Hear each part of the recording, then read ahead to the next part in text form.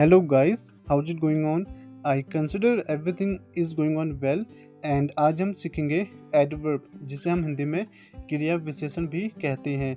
आपके सभी डाउट आज क्लियर हो जाएंगे। So let's get started.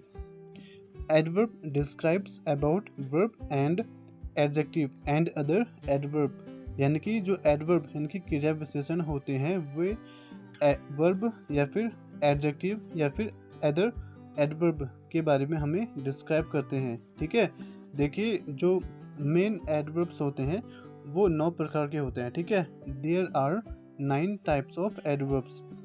देखिए सबसे पहले आता है हमारा एडवर्ब ऑफ टाइम। ठीक है, जैसे today, just now, yesterday, day before yesterday, last week, last month, tomorrow. जैसे कि एग्जांपल देखिए, I will go to school today. ठीक है, यहाँ पे टुडे क्या हो जाएगा, एडवर्ब ऑफ टाइम। एंड जैसे कि you can also say she went just now. Just now क्या हो गया, एडवर्ब ऑफ टाइम। ठीक है, नेक्स्ट देखिए एडवर्ब ऑफ प्लेस, जैसे कि here, there, in, out, away, somewhere. ठीक है, जैसे कि Rahul come here and we all are going there. तो यहाँ पे जो भी हियर एंड देयर का यूज़ हो रहा है ये as a adverb of place है। ठीक है, नेक्स्ट देखिए एडवर्ब ऑफ नंबर। ठीक है, जैसे कि seldom, always, never, once, twice, thrice, firstly, secondly. ठीक है, तो ये जो भी वर्ड्स होते हैं लाइक नंबर, इन्हें हम बोलते हैं adverb of number. For the example you can say I had given once a exam which I couldn't crack।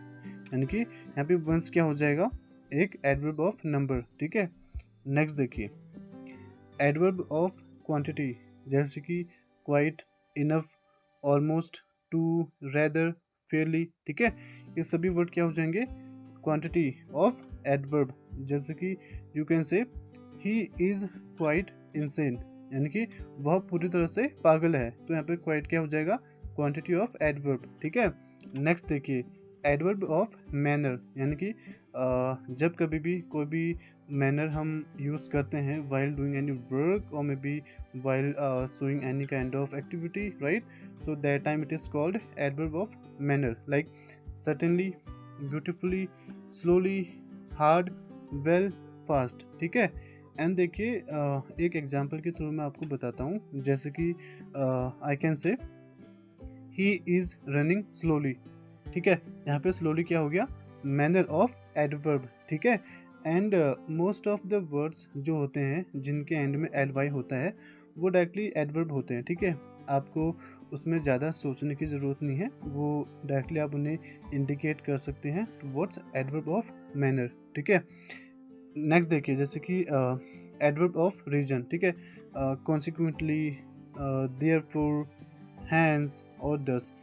Hence या फिर दस दोनों एक ही होते हैं, आप किसी का भी यूज़ कर सकते हैं। इसका अर्थ होता है इस प्रकार। ठीक है, जैसे कि जब कभी भी हम कोई भी रीजन देते हैं, ठीक है, कि यह इस प्रकार हुआ परिणाम स्वरूप या फिर इसलिए। ठीक है, तो यहाँ पे हम एक प्रकार से रीजन डेमोन्स्ट्रेट कर रहे हैं। ठीक है, तो जो भी कॉन्सिक्वेंटली है या फिर देयरफॉर है या दस है, हैंस है, ये सभी क्या हैं, रीजन ऑफ एडवर्ब।